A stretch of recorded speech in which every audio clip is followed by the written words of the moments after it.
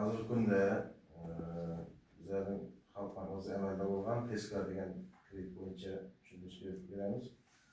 Yuridik shaxslar va yillik 12% xorijiy valyutada kreditlarimiz var. Maqsadsiz 3 yil muddatga 36 ay muddatga 6 oylik imtiyozlarni ajratamiz. Bunda sharti asosan yuridik shaxs bo'lishi kerak. Keyin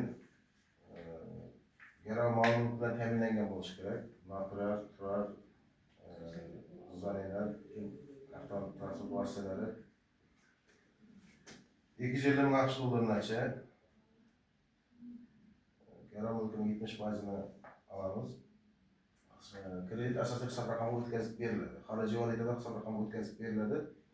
Oradan suv hisob raqamiga konversiya qilishingiz mumkin. Va agar chetdan import qiladigan tovarlaringiz bo'ladigan bo'lsa, xorijiy valyutada hisob raqamidan chiqarib olishingiz mumkin bo'ladi. Hozirda amalda mavjud. Kredit tarixi yaxshi bo'lishi kerak. Oldin kreditlardan ta'sischisidan kredit tarixlari yaxshi bo'lgan bo'lishi kerak.